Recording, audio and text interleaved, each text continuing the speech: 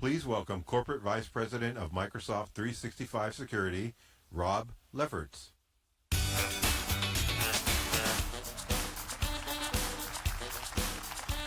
Good afternoon.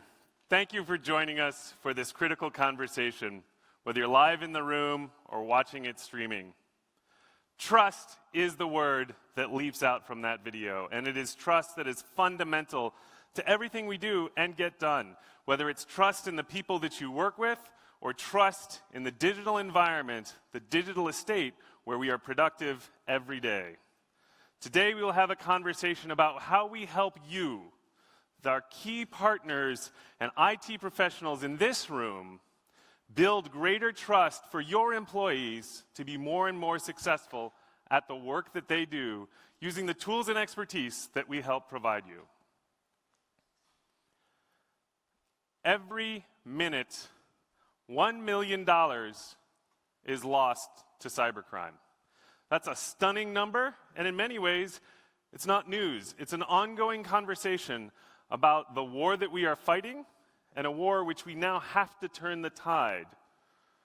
We are faced with an urgent and essential mission to make sure that we can help you better fight every day in this conflict. And today we're not going to just talk about bad news and the big scary numbers. We're also going to tell good stories about the news events that didn't happen, because together we were able to block the attack and prevent cybercrime from happening. You are the heroes on the front line of this war. These stories come from you, whether you work in IT or security, in a small business or a large one, or you work in a partner helping another company to be secure. Together, we will turn the tide in this fight, and we will do it because we will give you the tools and insight that you need to overcome cybercrime and to deal with the many obstacles that are in your way. First, we all know that the bad actors keep getting smarter. This happens because at the top of the ecosystem, well-funded nation-state attackers are building more and more advanced techniques, and those trickle down and become part of the mainstream tool set that hackers are using every day. Second, we need more of you. We need more qualified, expert security professionals working to fill roles in security administrators and security operations around the globe. And third, the landscape is more and more complex every day. There are more things connected to your digital estate, whether those personal devices employees want to use, IoT cameras in the corner of the room, computers at home. All of those are being used to make your employees productive and also create a complex environment which you have to make secure. Cloud and cloud intelligence can help you manage that complexity. First, because it can help you wrap around and embrace the reality of your modern digital estate. And second, because it can provide that next generation of AI and automation that can supercharge the work that you do. This is parallel to innovation and breakthroughs we see in other industries. In fact, the medical technology industry is undergoing a revolution in the use of big data and data analytics to break through in treatments. One area that is experiencing this is the area of cancer research, where deep information about individual cancers, individual patients, and broadly across geographies, lifestyles, and types, we can garner a great deal of information and use that to create the precise surgical tool to solve an individual problem. And the parallels with security are rich. There is so much data, and each attack is constantly morphing and constantly evading the tools that we use to try to catch it and stop it. And furthermore, all of this information is highly private. And it is essential that as we build greater security, we do the right things to keep information protected and secure. So here's how we built it for security. First, we start with amazing operational skill at a global scale. We run across hundreds of data centers, and we've thoughtfully built out every aspect of what security means for that cloud fabric. It starts with physical access and making sure only the right people can get into the buildings. And from there, it extends into how do we deal with the operations? How do we make sure that only the right people have access to critical customer data at any one time? And that fabric drives our cloud infrastructure in Office 365 and Azure, and it becomes the underpinning of the capabilities that we deliver for better security. Second, it's about deep insight and expertise in what is going on in security today. We have over 3,500 cyber security professionals, industry experts, working in the Cyber Defense Operations Center, the Microsoft Threat Intelligence Center, the Digital Crimes Unit, Defender Labs, and all of them come together to power our capability with real knowledge about what is going on in the environment, what is happening in the landscape, and what are the things that are most important for you. In a way, this extends your team by 1,000 with our expertise. And finally, it's about the data. There are many things that humans are really good at. For example, humans are excellent for creativity and insight. But when it comes to understanding a huge set of numbers and a broad set of data, this is the place where AI, data modeling, and computers can really assist. I can't even really wrap my brain around the number 1 million. It's sort of hard for me to imagine what a million of anything would look like. So how can we wrap our brains around the 6.5 trillion signals a day that you heard about this morning from Satya? In order to process that, we need massive scale, storage, and compute. And more importantly, we need sophisticated models that actually interpret that information and turn it into insight and action that you can take advantage of.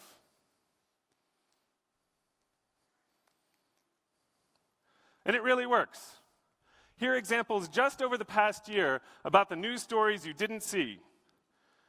Emotet was an outbreak where we were able to quickly analyze the byte code of the information running on machines around the planet and stop 400,000 PCs across the Ukraine and Russia from being infected with coin mining software.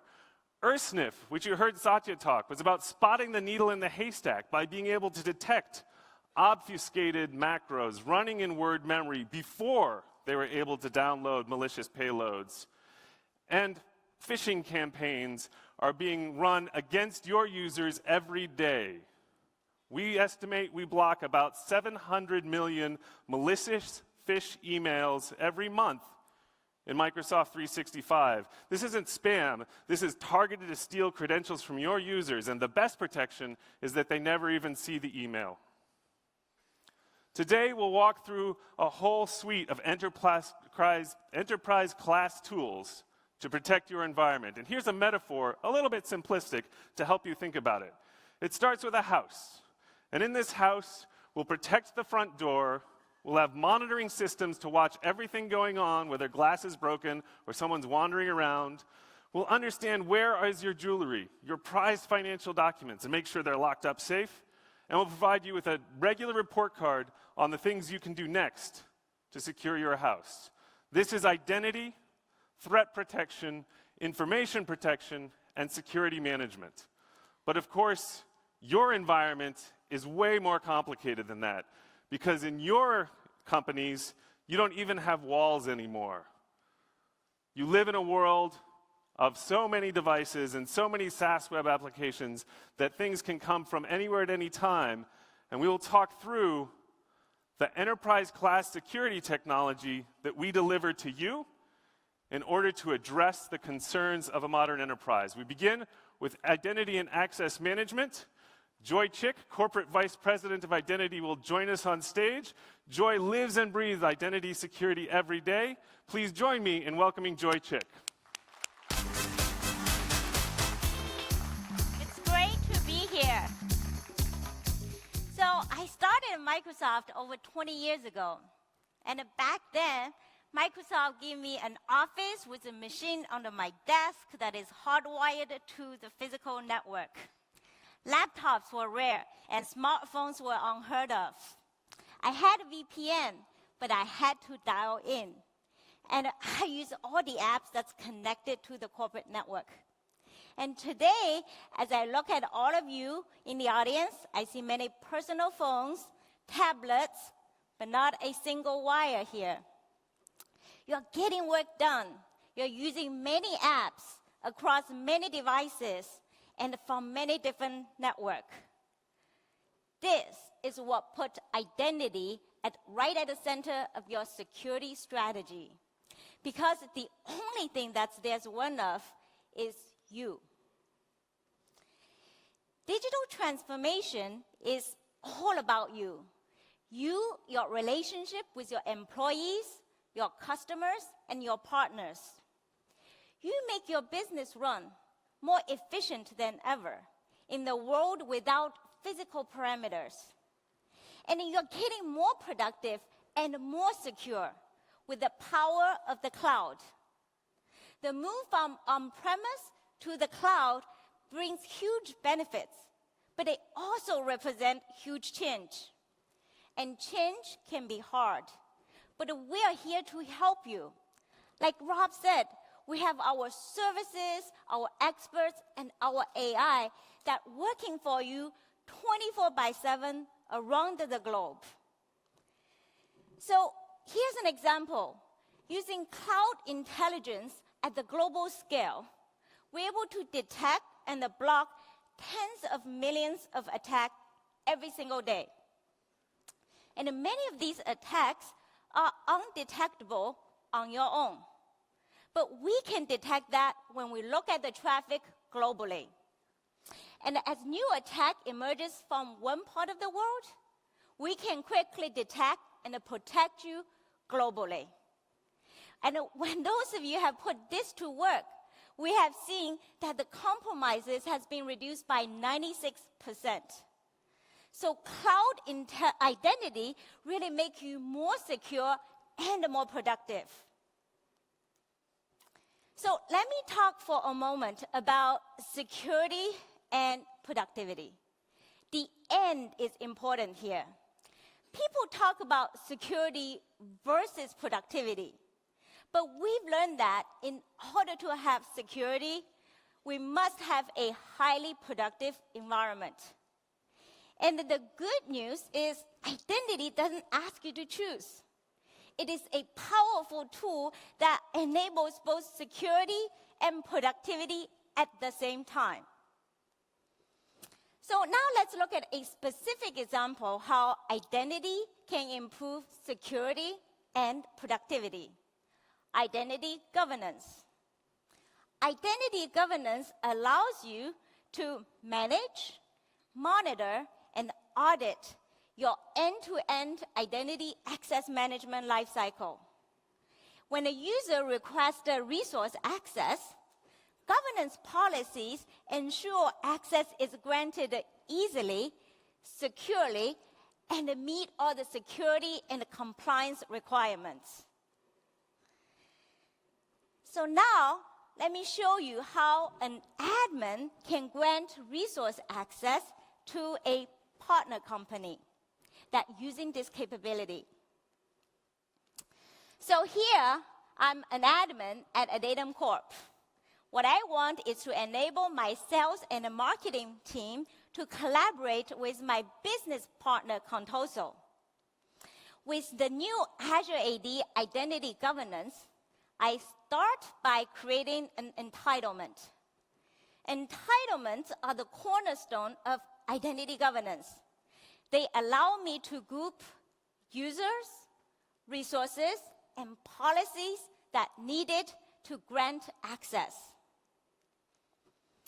For this demo, I have already created a set of entitlements.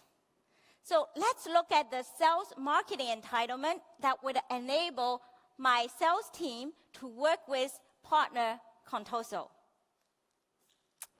First, we need to specify the resources associated with this entitlement. Here, I have 2 apps, 1 user group, and a SharePoint site. I can add more resources as needed. Next, I need to define the policies associated with this entitlement. And I'm interested in the partner policy here. In the policy, I can define users, groups, and partners that can be associated with this entitlement. I can add or remove a partner. And for this demo, I have already added Microsoft and Contoso, but I could add any of my company's partners through our Azure AD B2B capability. And for this demo, I'm auto-approving request access. But you can also delegate the approval to your business group. So I, as an IT admin, don't have to get in the way. Next, but not last, is I set the expiration date for the policy. For example, at Microsoft, we have policy that all vendor access must expire at 12 months. Of course, you can set whatever expiration that makes sense to you, and you can also extend access when you need it. So what I have just shown you is how an admin can group users, resources, and policies all together to grant access to a partner company. It is very easy for admin to set up, and it's quite flexible. So now, let's see the user experience. Okay, so I need you to use your imagination here, because now pretend I'm an employee that I work for Contoso. Remember, Contoso is a business partner of Adatum. That I just got an email from the Adatum's marketing and the sales team that invited me to work with them and asked me to click on this link to request access. This is myaccess.microsoft.com. That's the new experience for users to get access to all resources that they need. And in this case, I'm taken directly to the entitlement that contains the resource I need to access. So let me request access, and then I hit Ask Business Justification and Submit. Now I'm in because I'm automatically approved. And now I can see all the applications, the SharePoint site, all the resources I need to get to work. So I can start right away. So what I have just shown you is both the admin side and the user side, the experience, that are all powered by Azure AD Identity Governance. And I'm very happy to announce that this preview is coming soon, so watch out for the announcement. Azure AD Identity Governance allows you to easily and securely to manage your corporate resources from the day an employee or a partner start to work to the day they leave, all while ensuring that security and compliance needs are met. So now let's take a look at another way how identity can ensure security and productivity. Earlier, I mentioned tens of millions of attacks we detect and block every single day. And most of these attacks was caused by stolen passwords. If you configure your users with multi-factor authentication, MFA, that reduces the risk by 99.9%. And that is 1,000 times safer. Unfortunately, a surprisingly high number of customers have not turned on MFA. So this is like driving without seatbelt. I don't think anyone would do that. For the most part, it is out of the fear that the impact on the user experience. But MFA does not have to be disruptive to your employees if it's implemented with the right model. When a company does it right, this is typically what I hear. I literally turn on MFA without telling my employees. And no one even noticed the change because the login experience was what they expected. And at the same time, it makes my security team very happy. So when MFA can reduce risk by 99.9%, why have you not turned on MFA? As I described earlier, as your organization going through digital transformation, physical parameters have melted away. Or like Rob said, the house walls have come down. Companies need to handle multiple users from multiple devices using multiple applications from many different locations. So we need a new way to think about security. And that is zero trust. The easiest way to think about zero trust is act as if everything is on the open internet. And in that case, you never trust and you always verify. And a robust zero trust strategy requires an end-to-end solution across users, devices, applications, and data. It uses policies and real-time signals to determine that when to allow access, when to block access, or when to require additional proof, such as MFA. Always verify does not mean adding friction. For the most part, verification can happen in the background, so not get in the way of user productivity. And Azure AD Conditional Access is our policy toolkit that helps you to implement your zero trust strategy. We have more than 20 million users that apply conditional policies every single day.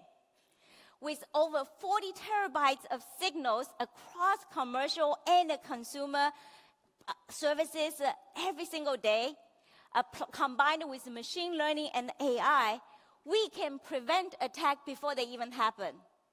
And this is the unique benefit that we bring to you.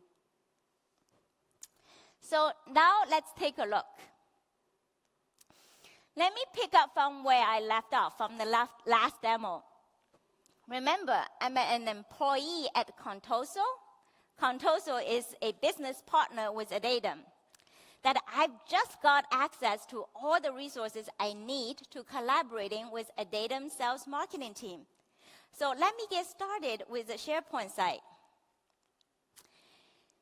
The conditional access policy at Adatum requires that any first-time user to agree its term of use. So let me accept that.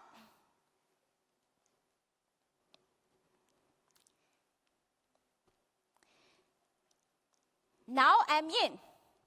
And you also notice that this site is marked confidential. Let's go back 1 second. One slide. The site is marked, just 1 second. So this site is actually marked confidential, as you can see. We have expanded our conditional access capability that now you can apply policy based on data classification using Microsoft Information Protection.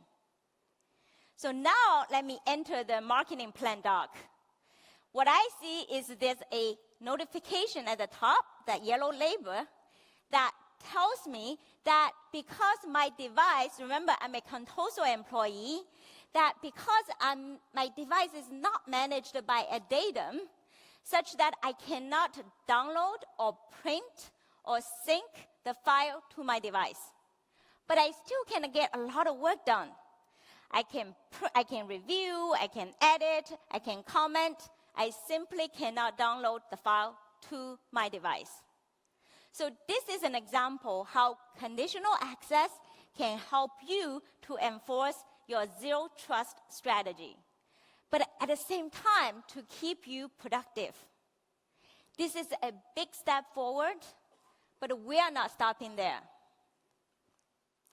To enable you to be more secure and more productive without boundaries, we protect you across the industry. We collab within Microsoft, across the industry, and with security experts around the world to keep you secure. this is because not only business, but the human lives are at stake here. So we're always pushing ourselves and asking the question, how can we keep you even safer? We know that over 82% of the breach are caused by stolen passwords. So what if we can eliminate passwords altogether? If you heard Satya this morning, Microsoft is making this a reality. The future is passwordless. And the future is now. The Microsoft Authenticator app enables you to sign in with your phone. Using your phone is one of the most convenient and secure way for you to sign in. The phone is something you have, and like fingerprint is something you are.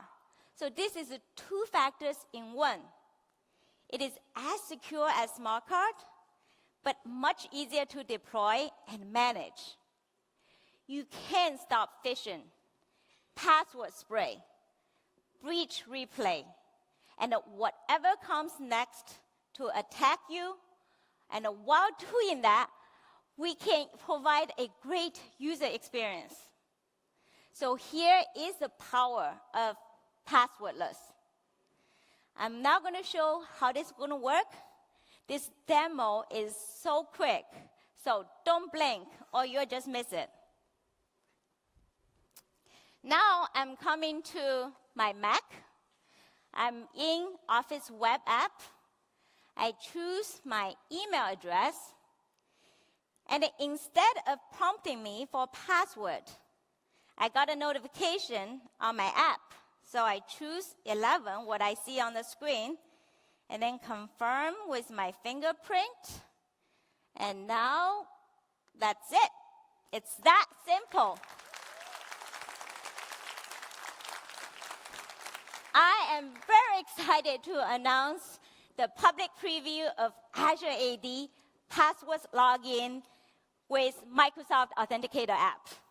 This supports all Azure AD connected apps on-premise and in the cloud.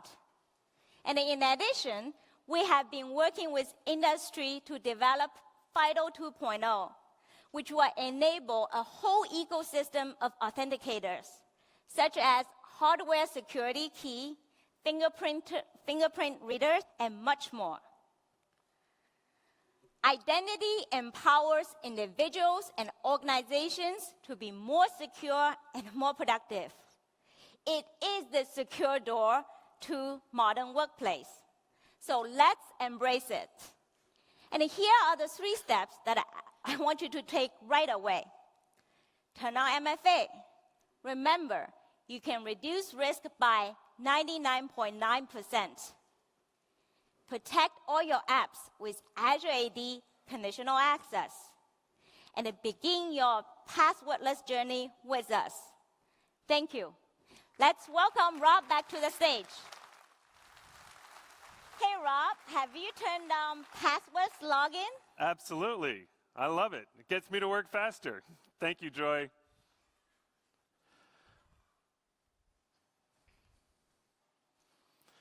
As you can see, we are passionate about creating a great user experience and helping employees be more secure and more productive.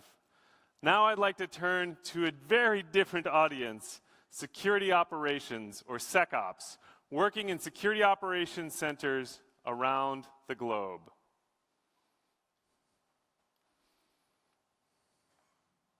Click. We've got security technology, and now we have slide advancement technology. Excellent. These people have a challenging job. It's incredibly important, but they need help. Over the last few years, Microsoft has been working on tools across identity, email, and the endpoint with Azure Advanced Threat Protection, Office Advanced Threat Protection, and Windows Defender Advanced Threat Protection. And this has changed the game for defenders. We hear it from our own blue teams in attack exercises that we run on Microsoft, and we hear it from customers around the globe and the visibility they are able to get and the breaches and attacks that they are able to resolve. But there is more to do. The job is incredibly challenged because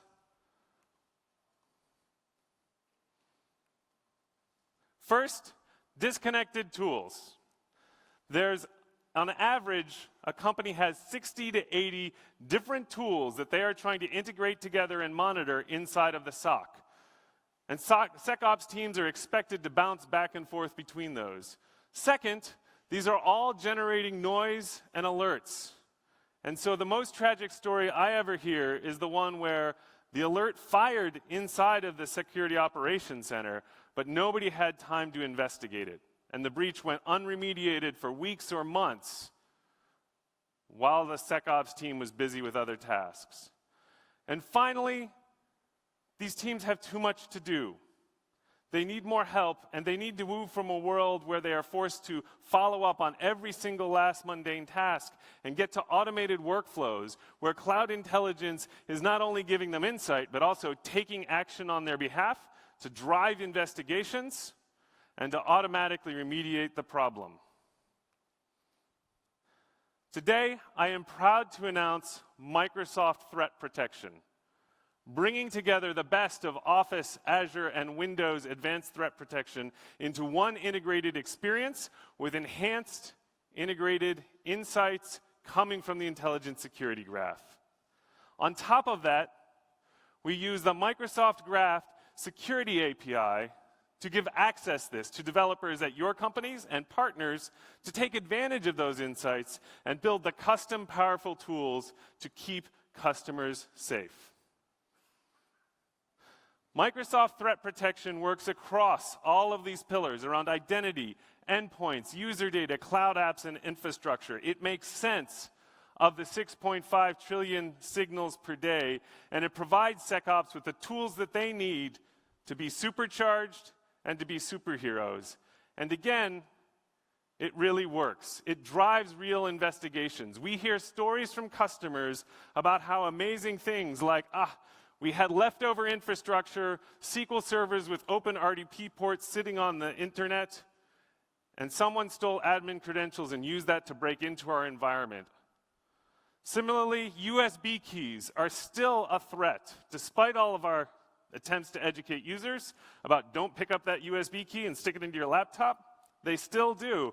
And attackers have become smarter about how to leverage that infiltration point to launch a more advanced attack, a fileless attack, specifically designed to evade antivirus and to evade detection techniques.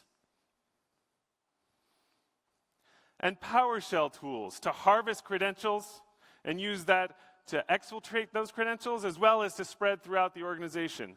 Our vision is that we provide organizations with this insight, but that we also provide our expertise. And as we go forward, we will talk about a world where you can ask us questions, and we send you not only alerts from artificial intelligence, but we allow you to get additional advice and insight from our advanced security operations teams. I'd like to really geek out and show you exactly what it's going to look like in a security operations center as Microsoft Threat Protection rolls out. This is where we're headed. This will show up in Microsoft 365 between now and the end of the year. You will go to security.microsoft.com, and the first thing you will notice is an experience that pulls together users, devices, email accounts at risk. It gives SecOps that one-stop shop to know what's going on across the modern workplace. And in addition, it gives you a list of the active incidents, your landscape of what's going on in the environment. And let's click into that.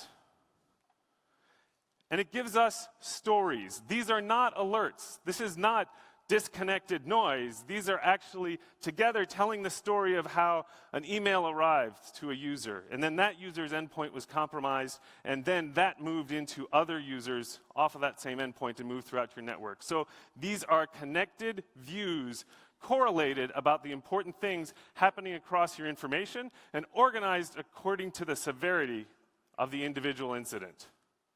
So now let's take a look at the first one. Here's your place to understand the full scope of this story. It starts with a timeline view where you can see how did they break in, what did they do on this endpoint, how did they move around, And then even the steps that Microsoft Threat Protection took to automatically start to remediate and contain this threat. And below, it shows all of the individual alerts coming from multiple places. So the first one is a suspicious PowerShell. Looks like someone launched PowerShell from within Word. Again, this is not what people normally do. That kind of behavior is limited to attackers. Second, here's an interesting user account that is subject to a golden ticket attack. We're able to pull this together because we have information coming from the identity system and the endpoint, and we pull that together to show what is happening in this end-to-end incident. Now let's look at the devices that are impacted. It's not just a set of individual machines. We correlated across all of the endpoints that were involved in this story, and we give you a view of everybody that's impacted. In addition, if you can look at the tiny font, you'll notice that there are highly confidential tags flagged on these devices. What that means is we've looked at the data on this device, and it is classified as highly relevant for business information, highly confidential, and we give SecOps that information to guide their investigation to the incidents of the highest impact for the business. In addition, we already turned on conditional access. So in this zero trust world that Joy talked about, we've noticed that these devices really can't be trusted.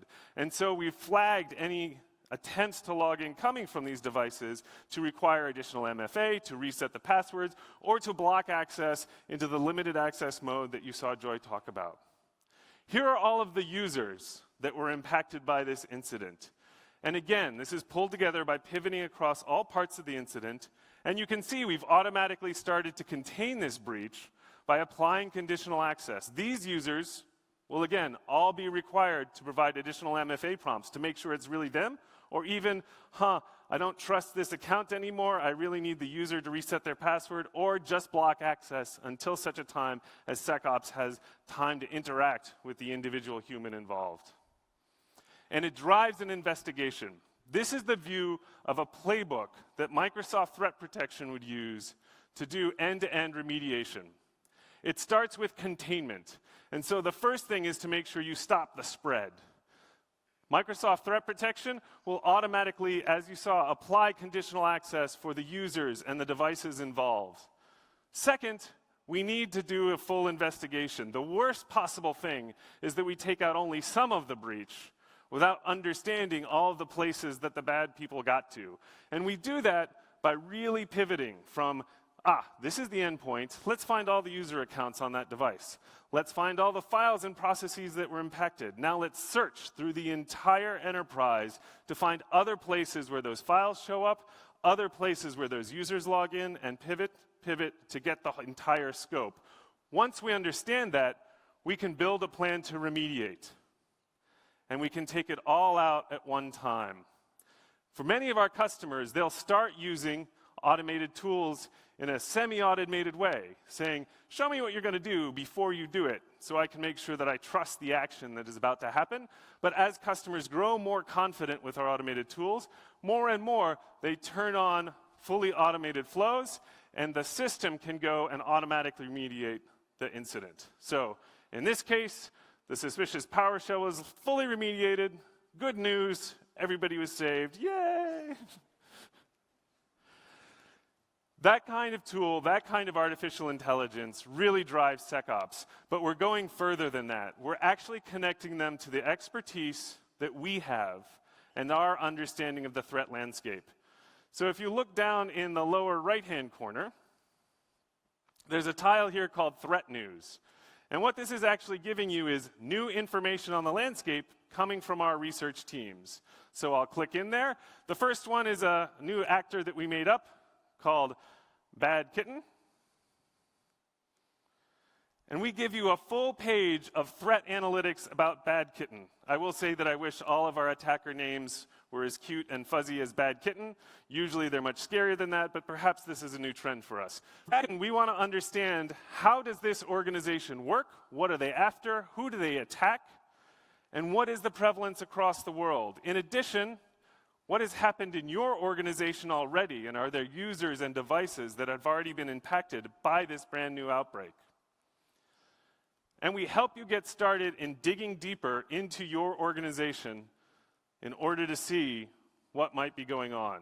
So I'll click on Start Investigation, and here we see an advanced hunting page.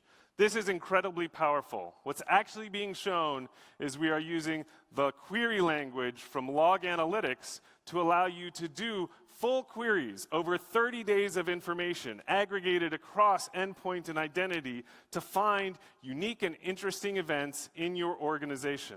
You can find it even if the device is turned off, even if it's on a plane, even if it's been stored in a closet. And our researchers have been turned loose on being able to uncover new and interesting things to apply their smarts with these tools to learn more. So in this particular example, we're showing you a query that'll help you find more about Bad Kitten. The interesting thing is, where did this come from? We've built a community of researchers who are designing these queries and sharing them. It lives live in a GitHub repo that already exists. And here, we've connected it into the threat analytics page to give you queries to get started on finding Bad Kitten. This particular query is looking for all of the endpoints where a browser session was launched from Outlook that is then connecting to one of these known bad IP addresses where Bad Kitten is operating. That's the kind of query that you need to be able to execute to find sophisticated actors like this.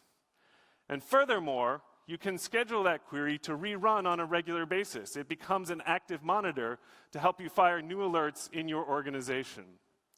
So that's amazing power, but I'd like to take a second to actually talk about how that works in the real world for real customers. One of the things we're most proud of is the way that we have worked with critical companies as design partners, and one of the most advanced companies that we've been working with is BP. Let's hear their story. BP is about providing heat, light and mobility for a changing world. We are federated across the globe. We operate in over 80 countries.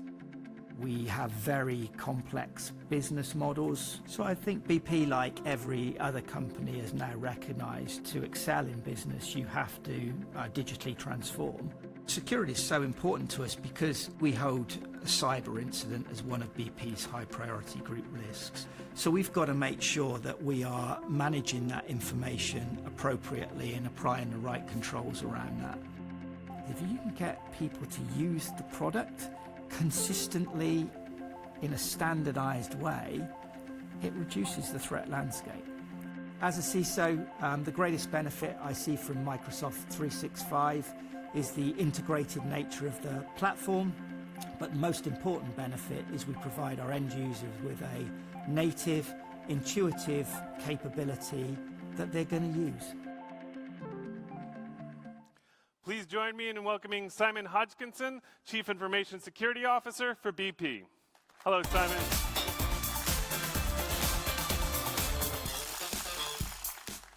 Thank you again for taking the time to come and share your story.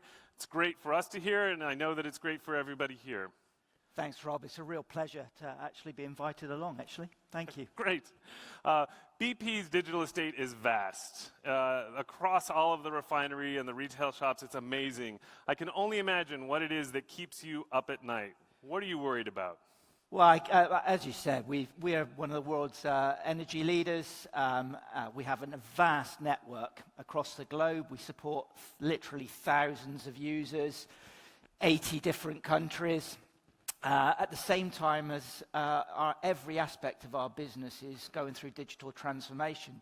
As Satya said earlier today, every company is a digital company. So from exploration to extraction to refining to marketing to operations, everything is being transformed at the moment. So with that scale, obviously the threat landscape is huge. So that's what keeps me awake at night. Yeah, and the assets that are being protected are critical. So tell me a little bit about the security strategies that you have and the journey you've been on to protect those assets. So BP holds cybersecurity as one of our high priority group risks. We hold it in three categories, I guess. One is around misuse or loss of information. The second is business disruption caused by a cyber event, and we all saw what happened in 2017 with NotPetya and WannaCry. And then impact to our process automation systems. So those are the systems that run rigs, refineries, terminals, etc. So, you know, our job really at BP is to make us cyber resilient. You know, that is the core strategy of the team. In order to do that, we have to make everything secure by design. So as we go through this digital transformation at the scale I talked about, absolutely core to that is actually creating secure platforms that we build capability of. And we see a real benefit of working with Microsoft around that security built into the platform layer that we can then leverage for our digital transformation. Well, that sounds like a comprehensive strategy. How do you factor end users into that? How do you make sure that they have a great experience? It's all about end users, right? I mean, I think if you make security hard for the end user, they'll find a way around it and actually inadvertently create much bigger cyber risk for their company. So what we're trying to do is make sure that everything we do from a security perspective is easy to use. It was interesting hearing Joy talk, and I had a big smile on my face. So when we deployed things like multi-factor authentication, our users didn't actually see the fact that we deployed it. Because the products are there, it's actually easier for them now to actually use the capability. People are the first and last line of defense. If you make security hard, people will work around it. Microsoft really provides you that native, intuitive capability for all of our employees to really leverage. Is there anything else about the Microsoft strategy that you found appealing for your team? So I think it's the ease of deployment as well. So, you know, for us, it gives us great operational visibility, and it's great to see what you were just presenting there, Rob, about the Security Operations Center and bringing all of that telemetry together. So it gives us that single point of visibility into our operational environment as well. And, you know, you have a really well-formed, strong cloud roadmap. So, you know, our digital transformation is based on secure cloud platforms. You have a strong roadmap, and underpinning your cloud roadmap is a really strong commitment to security. So that's been a real core part of us choosing to work with Microsoft as one of our core providers in terms of the digital transformation. It's great to hear. It is foundational to how we think about what we're approaching. What kind of insights were you able to provide to you and your team? So with the telemetry that Microsoft has been able to provide us, and we've deployed Microsoft as part of a multi-layered defense, so we're getting telemetry in from other capability. We've been able to improve our ability to protect, detect, and respond to incidents as they occur. So it gives us deep insights into what's happening in our environment today. It also gives you deep understanding of things like attack paths as well. So I think we've really benefited from taking that capability. But actually from Microsoft generally, in terms of the whole cloud platform, we've decided to take the best of all Microsoft's products actually. And again, that integrated, intuitive native cloud platform is providing us much easier operations, much more visibility into our operations. And again, I'll come back to it, a much easier solutions for our end users to engage with. That's great. I'm so happy to hear that we're able to provide that. Thank you so much for joining us. Is there anything else you'd like to leave us with? So I think our collective team will never be done, right? I mean, this is a real arms race. Digital transformation will be key to everybody's business in this room. It's absolutely core to BP, but actually underpinning that is cyber resilience as well. So you can't digitally transform and avoid the challenge that is cyber resilience. You said at the start, there's a lot about trust and relationships. What I found with Microsoft is we've got a lot of trust and a very strong relationship. It feels now that we can really influence the product roadmaps. There's a two-way feedback cycle going on. Microsoft are very different. I want to compliment you, actually. Thank you. I think Microsoft are very different to work with now as a company. And I think we have a real trust relationship between the two companies that will help move security forward for the industry and BP. Thank you for that. It is a priority for us, so it's great to see that that's showing up. Thank you so much for your time. Pleasure. Thank you, Rob. Thank you, Simon. Thank you. That is just so important to me, to hear that connection with customers, to hear the difference that we make. And as you heard, these tools that we build, we don't just build them in a vacuum. We build them in design partnerships, starting with Microsoft, working with close customers, and more expanding that out to the broad contents of the room and everybody so that we can keep everybody more secure. You've probably caught on to our vehicle by now.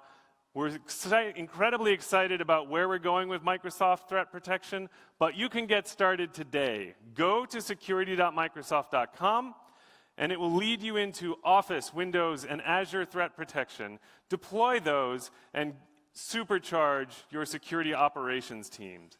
In addition, Azure Security Center as a tool for making sure that you can see and understand what's going on with line of business apps running in the cloud, that those can be secured appropriately, and you can detect threats and investigations running against them.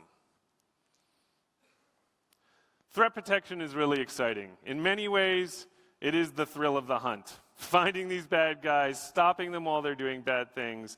But we need to keep in mind, at the end of the day, most attacks are about data. It's about bad actors stealing, ransoming, or even just destroying your critical intellectual property, the lifeblood of your company. And so the most important thing we can do is really understand what is the information you have, your information estate. And we can restrict access to it, flag places where it's at risk, and you can actually see that this formed an underpinning of all the demos that we have seen, this understanding of the information. Being good at this really requires getting a real roadmap of where your data is and what parts of it are important. This is information protection. And it requires first a unified way of thinking about all of the information that you have, moving from fragmented random bits of policy into a unified taxonomy, one set of labels to say what matters and how are we going to handle it. And then using that to go from a world of scattered knowledge to a world where you have rich dashboards providing you insight about what's going on with all of the information in your organization. And then finally, just like with passwords, you have to make this work for your employees. You have to move from a world of difficult, poor enforcement to a world where intuitive experiences are built into the products that they use every day so that they can classify and label and be productive. This is Microsoft Information Protection. This is about locating and classifying information anywhere that it lives. And it works across discovering content, classifying it, using that classification to drive protection, and then ultimately this forms an anchor for security, as I was talking about, and it also forms an anchor for compliance. Because you cannot just make sure that your information is secure, you can also use this to make sure you've applied the right regulatory compliance, or that you're handling data in the way that your customers most need and appreciate. So this becomes the root for both security and compliance. Today, we are announcing Microsoft Information Protection as a unified set of tools for classification and labeling, giving you a great taxonomy and great user experience as we were just describing. Please join me in welcoming Kim Kishel onto stage to give you a demo of exactly what this looks like. Thank you, Kim.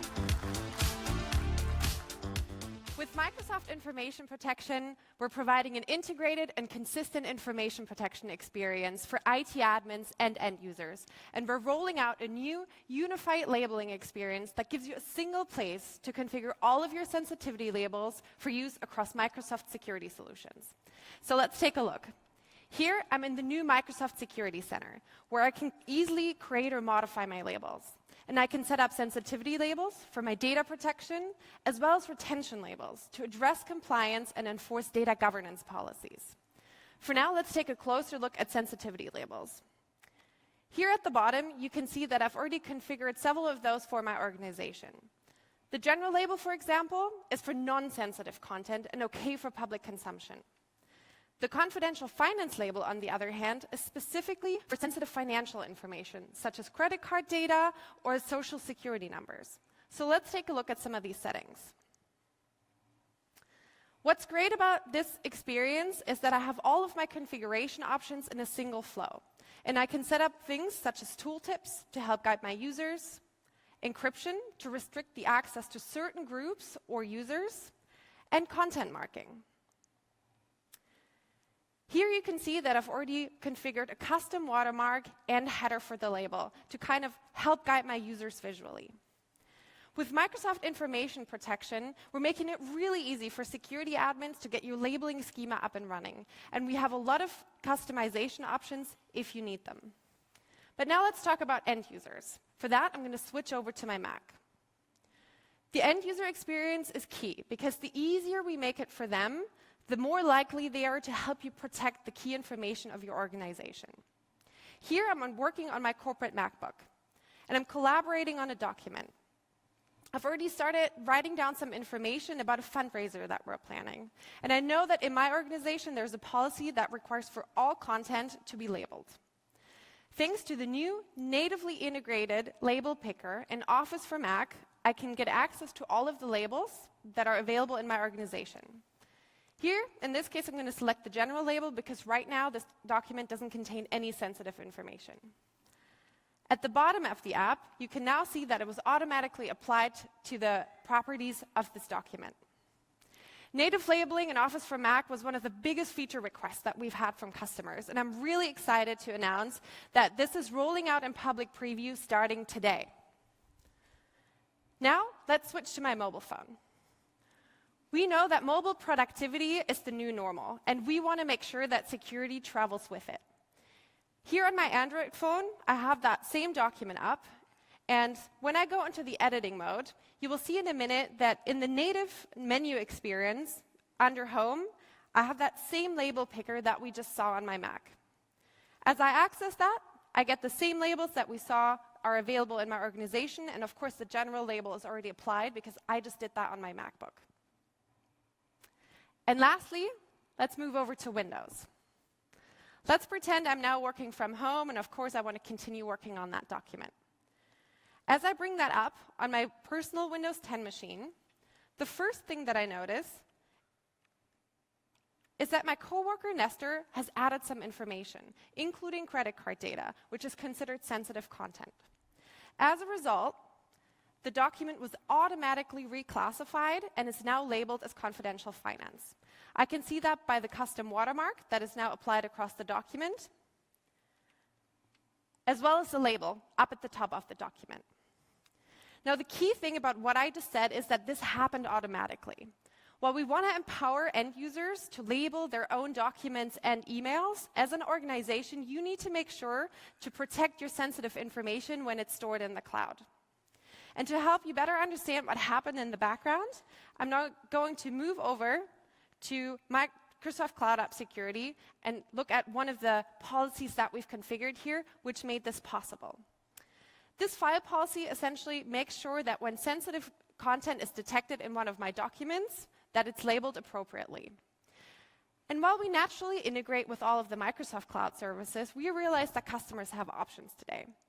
So what you can see here in this list is a set of selected cloud services that we support today. So wherever you choose to store your data, we can help you protect it. Secondly, a little further down, you can see the sensitive data types that I have selected that will cause this policy to trigger. And most importantly, governance.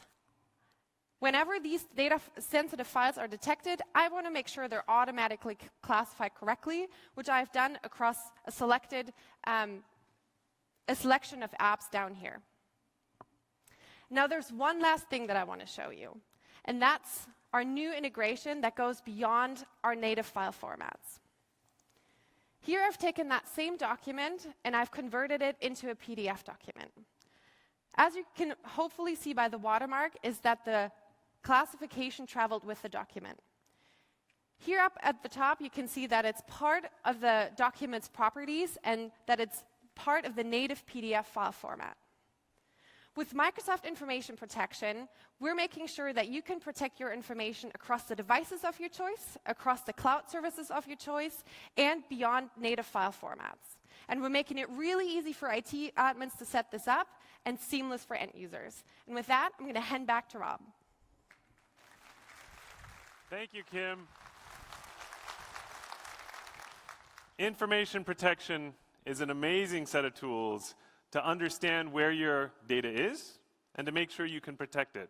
But some information is so critical and so sensitive that it actually stands in the way of companies making their journey to the cloud. We're talking here about things like the most private financial data, personally identifying information, medical records.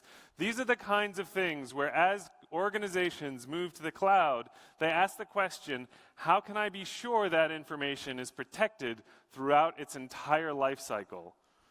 We encrypt data at rest as it's sitting on the hard drive. We encrypt it in transit, so as it is transmitted back and forth over the networks, it is safe and secure. And now we make sure that it is protected when it is in use, in the processor, in the cloud. This is almost like science fiction. It is so cool. It is like a force field bubble that sits around this data, even if it is live inside of the VM, and makes sure that it is completely opaque from the operating system on the outside. So even if that Linux VM were to get hacked, the bad actor could not get access to that information. In fact, it's opaque to Microsoft. Even if we wanted to, we would be unable to get access to that information. And this is built on top of a hardware root of trust using Intel SGX. In fact, we create a trusted execution environment that makes sure that all of that data is secure from the host operating system. These enclaves become a critical part of making sure data is protected in use.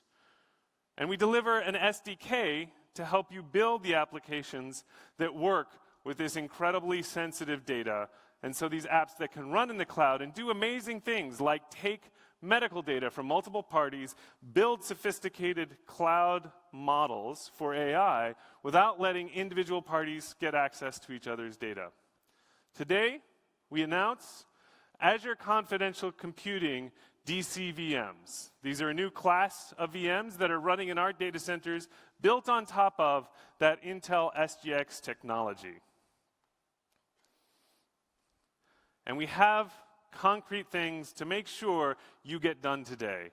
First, start classifying your content. And you don't need to start a long-running exercise to build a full taxonomy of everything that you have and know about.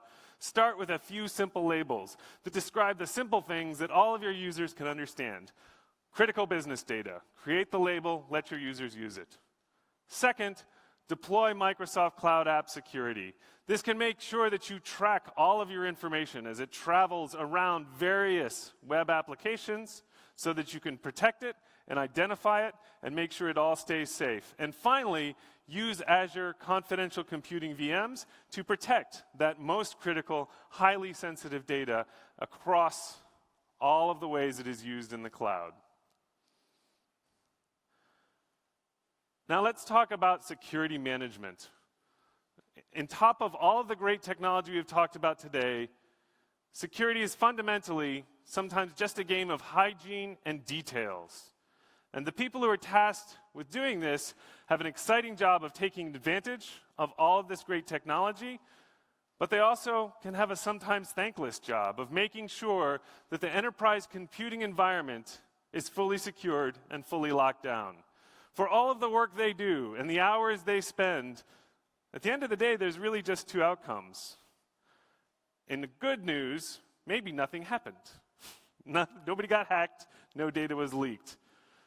Sometimes something terrible happens, and at that point, they really come under question of what were you doing and why didn't you make it better? We're here to talk about how we help security administrators with that thankless job. And first, We need to help them understand. It's back to the conversation on the digital estate. What are all of the things that live in their environment, and what is the posture that their company has taken on the internet, with their data, on their endpoints? Second, there's an endless list of things that they could do. In fact, literally endless. They will never get to the end of the list for all practical purposes. How can we help them do the most important things first? The things that will really make a difference, and the things that we know bad actors are actually using to break into organizations. When I talk to companies of all sizes, what I frequently see is they are most excited about fixing the thing that was the last problem they had, instead of the next problem that they are going to run into. And finally, how do they talk about it to people outside of the security world? How do you quantify and express the impact that you are having? Microsoft Secure Score is exactly that tool.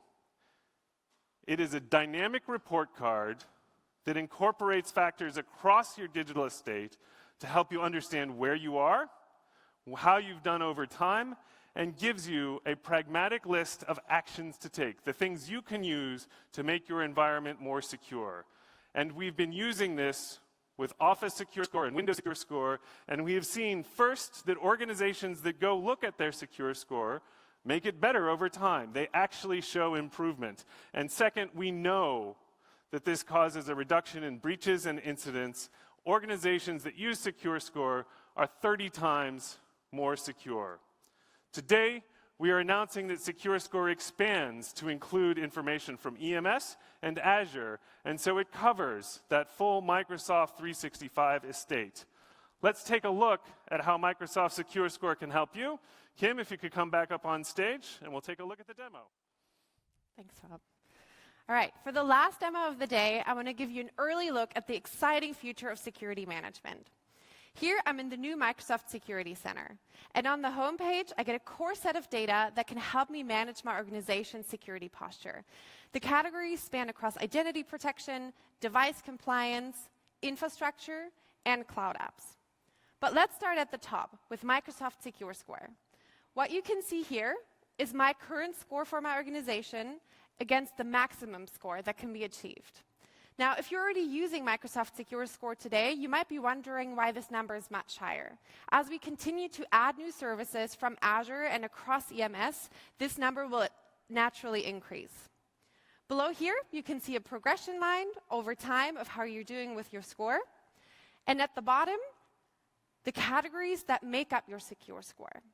We are moving away from a product-centric view and to these categories going forward. But now let's take a closer look at some of the recommendations of how Microsoft Secure Score can help me improve my security posture. Down here, I have an overview of controls that are suggested for me to implement to increase my score. I'm going to group these by category to make it a little bit easier to view. And I want to start with apps, and this specific control for discovering risky and non-compliant shadow IT apps, which is new to Secure Score. I can see the total points that this would add to my score, a description of what this actually does. Key for you guys in the audience, the implementation cost to admins, as well as the effect to my users. Thanks to our native integration of the products, if I were to click on Take Action, this would take me straight to the right place in the admin portal and let me make all of those configurations. At the same time, we realized that for some of these controls, you may already have third-party solutions in place. And to enable that, you can simply enable this right here and get the full 25 points applied to your Secure Score. Now, there's a second control that I want to take a look at from the identity category. And of course, that's enabling MFA. As you heard earlier from Joy, this can help you reduce risk to your organization by 99.9%. So we really want you to go and do that. You can see the same set of information right here, a total of 50 points that would be added. And in this case, I'm actually going to click on Take Action, which takes me straight into the Azure portal and deep links me to the built-in baseline policy to enable MFA for admins. So it really couldn't be any easier than that for you guys. While Secure Score provides you with a great set of recommendations on how to improve your security posture, I know that a lot of you are probably interested in the here and now. In the monitoring and report section of the new Microsoft Security Center, you can take a look at that information. And it spans across the same categories that we've seen throughout this demo. A lot of this will eventually replace the need for System Center endpoint protection. But what I want to focus on for now is the new infrastructure category right here at the bottom, which is powered by Azure Security Center. And it provides you with a continuous assessment of your compute resources, your networks, storage and data resources, and applications across your hybrid cloud workloads. This is available in the Azure portal today. New EMS controls are already showing in SecureScore as of today just as well, and infrastructure will eventually start surfacing here. So these are some of the investments that we're making to provide you with actionable insights on improving your SecureScore and to help make your company 30 times more secure. And with that, I'm going to hand over back to Rob to help close us out. Thank you, Kim. Things you can do today. In fact, I see that many of you don't have your laptops open yet. Please do it now. Go to securescore.microsoft.com, see your score. I already know that for most of you, it will tell you to turn on MFA. So why haven't you done that yet? Make a plan to turn on to improve your score.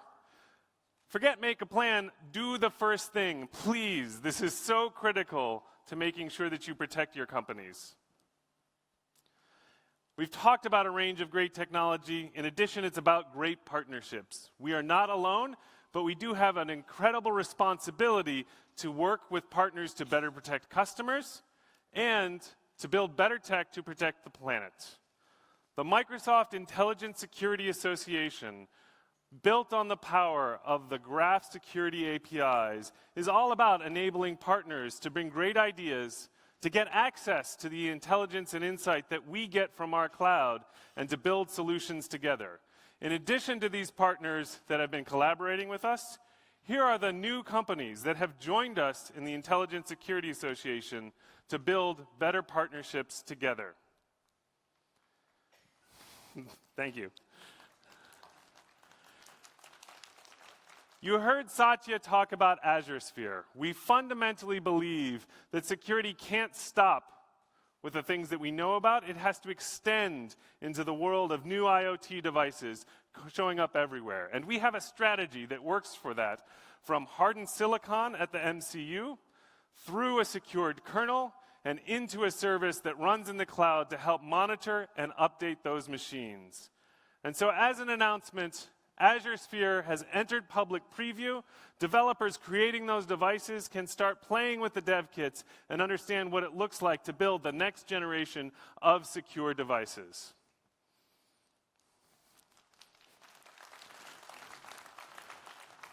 And Microsoft Account Guard. We have talked at length about our enterprises.